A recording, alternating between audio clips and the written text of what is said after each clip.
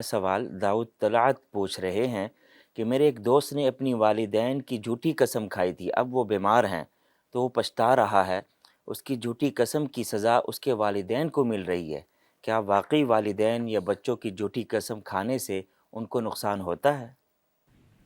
بسم اللہ الرحمن الرحیم۔ صورت مسولہ کے اندر والدین کی جھوٹی قسم کھائی گئی۔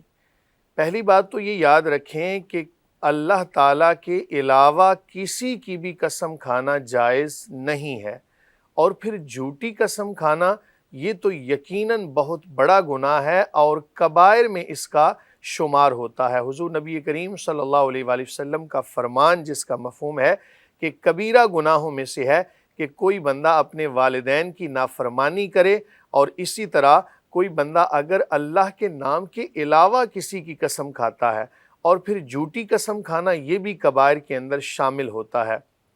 رہی بات یہ کہ آپ نے قسم کھائی اور اس کی وجہ سے آپ کے والدین کو نقصان ہوا، یہ مناسب بات نہیں ہے اور قرآن و سنت کے خلاف ہے۔ یاد رکھیں جو بندہ گناہ کرتا ہے اس کے گناہ کی سزا اسی کو ملتی ہے۔ ہاں، ایک عمل ایسا ہو سکتا ہے کہ والدین نے اپنی اولاد کی تربیت صحیح معنوں میں نہ کی ہو، تو اس کی وجہ سے کل بروز قیامت ان کو نقصان اٹھانا پڑے گا اور اللہ تعالیٰ کے ہاں جواب دہ ہونا پڑے گا۔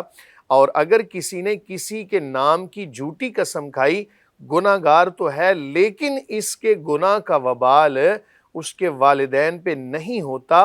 آپ کے والدین کسی اور وجہ سے بیمار ہو سکتے ہیں، اپنی خطاؤں کی وجہ سے، لیکن اس جھوٹی قسم کی وجہ سے ہم یہ نہیں کہہ سکتے کہ وہ بیمار ہیں۔ ہاں، اگر آپ اس وجہ سے پریشان ہیں تو آپ ان کی طرف سے صدقہ کر دیں۔ کیوں کہ صدقہ ادا کرنے سے مصیبتیں بھی ختم ہو جاتی ہیں، اور بعض دفعہ آنے والی مصیبت بھی صدقہ دینے کی برکت سے ٹل جاتی ہے۔ تو ہر بندے کو یقیناً روزانہ کی بنیاد پر صدقہ کرتے رہنا چاہیے۔